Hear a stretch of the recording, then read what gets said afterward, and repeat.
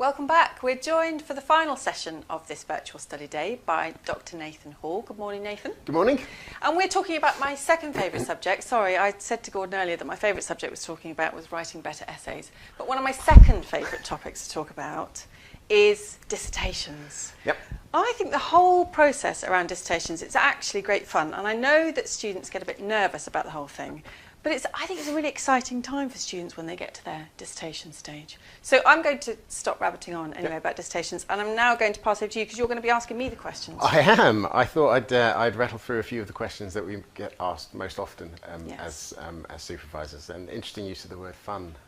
There. Sorry. And I think what you mean by that is that obviously this is one of the first occasions where the students effectively get to set their own question and they're masters their own destiny. Absolutely. In that regard. But that brings with it some extra challenges. So quite often students will say early on, I've got an idea. Yeah. And then they don't know what they do with that. Yeah. So how do you get from this notion of I've got an idea about something that I want to do and turn it into a research question? Okay, that's more difficult than it sounds actually, because it's a quick question, but it's a long process. Because often when students come to us with an idea, it's this big, the idea, isn't it? It is. And often students think it has to be this big. Because it's a really big piece of work. Yeah. And what they decide is that they're going to look at the process of an offender going through the criminal justice system, from policing through to pre-trial, prosecution, court, prison, probation, and then life after release.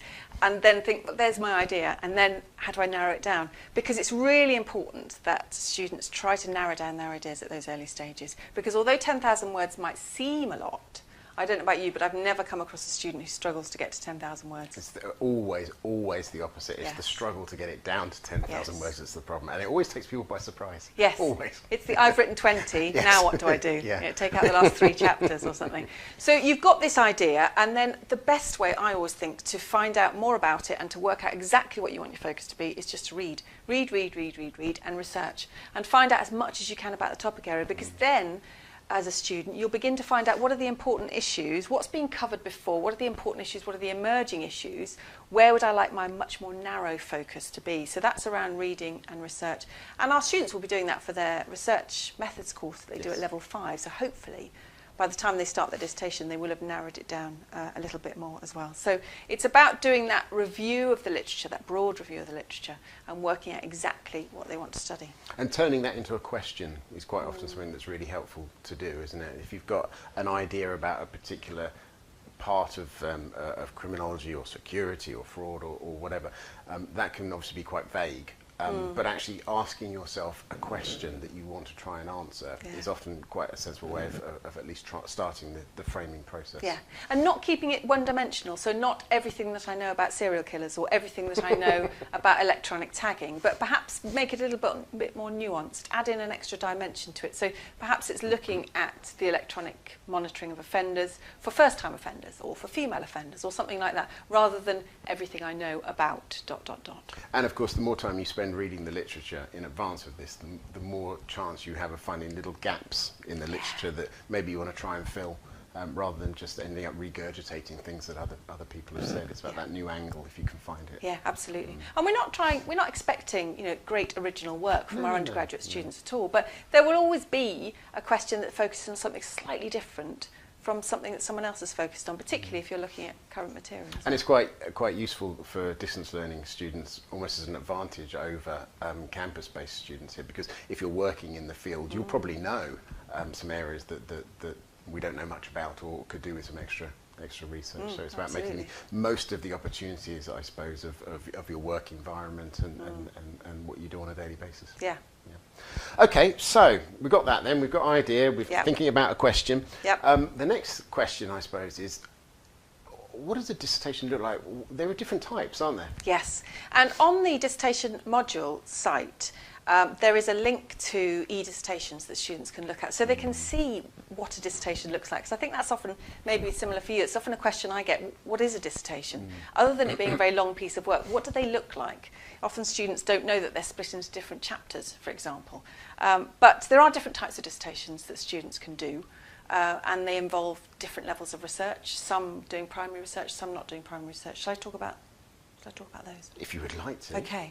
So there are different types of dissertations that students can do. They can, if they want to, go into an organisation or do some other form of primary research where they are asking questions, finding out something that maybe has not been found out before. So students, if they work in the policing environment, for example, may want to do a survey of police officers. They may want to go and talk to members of the public about something. If they want to do primary research, though, what am I going to say next? You're going to say ethics. Ethics. It's really, really important that students, well, it is absolutely vital, not really important, it is more than that, it's absolutely vital that students get ethical approval for any primary research that they want to do before any data is collected. Otherwise, that won't be marked. It won't be marked. It simply won't be marked. Yeah. So even though you've got the agreement of your boss to go and submit a survey around to all of your colleagues, that's not enough. It has to go through full ethical approval of the University Ethics Committee. And whilst that sounds quite a challenging thing to do, and actually in some regards it's actually a really useful process, because if you have a look at the ethics site and the forms that you'll have to fill out, quite a lot of it talks about things that you're going to have to be doing anyway. So your aims and your objectives and a little bit of an outline of what the subject is about, and actually a good ethics form actually works really well as a template for a methodology chapter. Absolutely. Because you have to think about all of these things. And you have to think about things that you maybe wouldn't have thought about. I mean, I've just very recently filled in one myself, and there were areas that I hadn't really considered, but when forced to fill in all of the boxes, you have to consider it in more detail. So it's a longish process, slightly painful, I might add, but really, really useful. So if any primary research that you want to do must have full ethical approval. There's secondary research as well that students can choose for their dissertation, so they can get some data that's already out there, whether it's newspaper reports, whether it's crime statistics, fraud statistics, for example, and they can use that data and analyse it in a different way. And there's loads of publicly available data out there that, you know, just look at the British Crime Survey, that students can interrogate in a way that perhaps not been looked at before. So looking at, you know, gender variables or variables of age, for example, on particular issues. So that's secondary analysis. Thirdly, case study research. So students can look at a particular topic, but then have one chapter that's on a specific example of that. So if they wanted to look at, I don't know, I don't know why I've got serial killers on the brain this morning. I'm glad I'm sitting over here. If they wanted to look at perhaps an aspect of policing, and then they wanted to look at how it had been utilised in a particular police force, they could have an example of that from a particular in one particular chapter. If they wanted to look at miscarriages of justice as a topic for their dissertation, they could choose one case and study it in detail in one chapter, which would then be used as an example for the whole dissertation. So case study research can be quite interesting. And finally, really importantly, is the literature review. Yes. And students often think that's a slightly less impressive form of dissertation. It's absolutely not. It is an analysis of the literature that's already out there, that's already published, and students are gathering the evidence for their own purposes. All of the evidence is out there. We talked about this with Linda and Gordon this morning. And then assembling that evidence to answer their particular research question. I think that's really important, because certainly from my experience, that there's this assumption that lots of students have, that if they're not doing primary research, then somehow they're not going to get as good a grade if they do something else. And that's a complete misnomer. That's completely wrong. A really good literature review can achieve the same grades, higher grades than a reliance on primary research. And of course, you know, it's exciting to go and do primary research. You know, you might even think it's more interesting at the outset, but you've also got to think about the other pressures that are going on in your lives. And if you're not doing primary research, you know, it's not going to necessarily mean that you're going to get a worse grade, or you're not going to do as good in your a piece of work for your dissertation, but it does allow you to have greater control over the things that you are doing. You're not dependent on other people doing things for you. You're not dependent on, well, you can lose that anxiety of, what if I only get 10 responses and I've sent out 100 questionnaires? And those levels of anxiety, if you've got other things going on, are quite often worth thinking about. Yeah, because often students will say, well, I want to do a dissertation on, I don't know, the introduction of increased levels of police community support officers. And then they'll say, I'm going to go and ask students what they think of PCSOs. Well, I'm not sure. Not that we don't care, but I'm not sure that that really helps us to answer the question about the utility and effectiveness of PCSOs if we ask students what they think of them. So sometimes doing primary research can actually demean a dissertation, I think, rather than enhance it. So a good literature review also gives students the opportunity to really go into depth on a topic. Because if you're doing primary research, you've got to have a methodology chapter, you've got to report on your findings, and you've got to do your analysis. So you haven't really got room to cover much of the literature, so it's got to be a really well-crafted early couple of chapters in order to get all of that information in. But if you decide to do literature review as your whole dissertation, you can really expand and go into depth and provide a really good piece of work. So the issue, you've mentioned a couple of times, the issue of chapters. One of the things that I sometimes find that students say is that the idea of having 4 chapters, 3 chapters, 5 chapters, whatever, there's a tendency at the outset to say, well, actually, this is like writing 4 essays, and I'll put them together. But it's not. The important thing is to remember that it's one piece of work that can take different shapes, which leads me on to my next question, which is, how do you structure a dissertation? Logically. Always a good idea. And chronologically, I would say. Nathan, I've drawn a picture for you this morning. Now, even I know you haven't drawn that. Now this, I've produced this because often I get blank looks when I talk about an egg timer, and I think, you know, with mobile phones, I'm not sure people need an egg timer anymore. But this is an egg timer, and the reason that I've printed this off is because I think it's a useful example of what the shape of a dissertation could look like. Yeah. Because in writing your dissertation about police culture, for example, you need to start, let's say police culture in a firearms department, you need to start off quite broadly to introduce the area, because you've got to imagine that your reader doesn't know anything. You're not writing it for an expert in the area. So you need to start off quite broad. Why is it important that we look at this issue? Well, we need to understand a bit about the background to policing, a bit about the background to why police culture is important, a bit about why understanding police culture is important to understanding how police officers operate on the street. So we need those kind of introductory chapters about policing and about police culture before we start to narrow the focus here, where we start to look at specialist departments like a firearms department. Then we might do our research on the firearms department. What we find out about police culture we'd report about here, and then we broaden out again towards the end. We talk about what does this mean for policing more generally.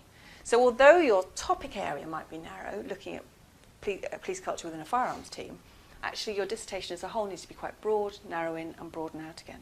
Which is why if you split it into chapters, quite distinct chapters, you can then make it a logical and chronological account of police culture. And of course it's important as you go through to signpost the reader back to things that you've said in and forward to things that you've said in other chapters as well, isn't it? Absolutely. Because we talked about signposting earlier with Gordon, actually, how important it is. I love the way he talks about it in terms of train announcements, you know, that you've got to make that announcement so people know what's coming next and what's come before. And we talked about it being really important in an essay, but in a dissertation, it's absolutely crucial. Because by the time your readers read 6,000 to 7,000 words, they can't remember what they read at the beginning. They need to be reminded constantly of what's coming, what's been before, and why it matters. But the signposts in a dissertation probably need to be more reliable than the signposts on a rail. Possibly. I'm not mentioning any rail companies by name. Absolutely not. Okay, so that's really useful. So we've talked about ideas, we've talked about research questions, we've talked about different types and structures. Supervisors. Supervisors are absolutely crucial to the dissertation. And I'm sometimes worried, although I do try and spell it out to students, that they don't realise that the supervisor is there for them to work with them throughout the process of their dissertation. Yes. And our distance learning students have their supervisors for quite some time as they're completing their dissertation process. So use your supervisor. Get in touch with the supervisor right at the early stages. Work out what the plan's going to be. Work out with your supervisor your aims and objectives, your research methods, how are you going to research a particular topic, but also importantly what your chapter breakdown is going to look like. You can write all that on one piece of A4, send that to your supervisor and say, what do you think? Because it's always, I mean, you must find this as well, it's always frustrating when students don't use the advice of their supervisor, don't contact them, and then you get a dissertation that's sent in that doesn't have an introduction, or it's made up of 14 sections, or that they've, you know, I had one student a couple of years ago who did the most fantastic research but just produced the results, didn't analyse those results, which was a real shame because they haven't been in touch. So supervisors are there all the way through to help with that process. And it's a service as well that's there that needs to be taken advantage of. And you're right, I think getting in touch with your supervisor at the earliest opportunity, even if you get in touch and it's just to say hello and introduce yourself, and even if your first sentence to them is, I don't know what I want to do. You've got that time and space to do that, and you can work with your supervisors, and they will be happy to engage and to bounce ideas around. And sometimes I find that the first 6 weeks or so you're going backwards and forwards with ideas, and some of those will change, but gradually it just starts to come together. Once students are clear on these are my 4 chapters that I'm going to be looking at, or however many chapters it's going to be, supervisors happy with them, then you can go off and work on your own a little bit. Yeah, and I think it's important to get over any anxiety that people might have about making that contact. If you don't really know what you want to do with your dissertation, that's not a good reason not to get in touch with your supervisor. You'll have done some stuff around your proposal, you'll have some ideas, but it's about shaping those. And actually, I find with students that it's very useful once, as you say, once you start working out what the chapters are going to be, that it suddenly looks manageable. Yes. When it's on a sheet of paper and you've broken down what your chapters are, you might have some draft headings for those, and you start then to put little bullet points, 4 or 5 things that are going to go into each chapter. Suddenly it becomes a little bit like join the dots. Yeah. And you can see that penny dropping quite often. It's no longer a massive task, is it? It's about writing the 4 chapters that are outlined and then making sure they all seamlessly go together. Absolutely, absolutely. So do get in touch with your supervisors early. Say hello, drop an email. Email, phone, Skype, just work out with your supervisor whatever's better. And you can, when you're on the phone to students and you work through that structure, you can almost hear them smiling on the other end as they think, that's it, I can do that. I can manage and that. the other important thing that if you're looking to break the ice is to let them know when you're going on holiday and when they're going on holiday, and you get those things in your diary so you don't have any sort of panics or gaps when somebody's not around, if you've got questions or whatever. So those sorts of logistical issues are important. And supervisors, of course, also read drafts of chapters. Absolutely. So it's not like writing essays where you don't send a draft to your marker. You do with your dissertation. Send draft chapters, one at a time, not all at once, one at a time to your dissertation supervisor. But it's always useful, actually. One of the things that I would always encourage students to do with supervisors is to agree draft dates for submission of chapters. So even though they're not hard and fixed and there's not penalties attached to them like there are for other assignments, it gives you a little bit more of that structure that you can work to. Say, actually, on this date, I know that I've got to have done this, and then you can agree a return date for the feedback from them, and then you can read through the feedback and have your tutorials on that basis. But doing it over the period of time and making the most of the time available, I think is really important. It's an advantage. Yeah, definitely. But it can be a disadvantage if you just think it's a long way away, I'll worry about it another day. Yeah. That can be quite a slippery slope. Okay, so we've done all these things. What makes a good dissertation? Well, we've got a couple of minutes on this, so I'm just going to have to rattle through, but really, really clear aims that are up front in your abstract, they're up front in your introduction, and you refer to them throughout. So this is what my dissertation is seeking to achieve, and you make sure that's really clear to your marker.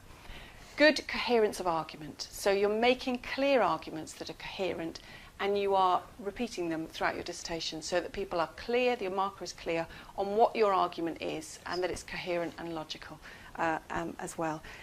Writing skills, obviously really important in terms of presentational skills, awareness of the literature. If you don't know that something's just come out of the House of Commons, you need to. If you don't know about new legislation, you need to. So make sure you're really up to date, that you know the new stuff, that you know the classic stuff as well. Level of critical analysis is really important, so that you're not just describing what's out there, but you're telling us why it's important. And that comes from more and more and more reading. And a strong conclusion. Strong introduction as well, because that's the first thing your marker's going to be reading. Yes. But a really, really strong conclusion that really sums up what it's all about. Okay. So, just very quickly then, last point. Yeah. What's an abstract? Because that's the one thing you have to do that you don't have to do for your other assignments. Abstract is a tough one, as you know. Yeah, so it's the paragraph at the beginning that's usually in italics on a journal article that has to have what the topic is about, the aims, the objectives, the research methods, the findings, the conclusion, and why all that matters. So you've got to do all of that in a paragraph. It's the trickiest thing you'll ever write. Write it right at the end and send it to your supervisor for comment. But don't leave it too late, because you might have to do several drafts. Yes. Yeah. It's still the trickiest thing you have to write, I think, isn't it? Well, you're summarising 10,000 words in a few hundred words, and the readers need to be able to understand everything they need to know about whether they want to read the rest of your dissertation just from that summary. Yeah. So I think the advice really is to keep reading lots of abstracts from journal articles. And just see how they're pieced together, and make sure that you're kind of following the format of those that you find elsewhere. Brilliant. Thank you very much. Clear aims, keep in touch with your supervisor, all the rest of it, all the good tips. Brilliant. Absolutely. Thank you very much indeed, Nathan.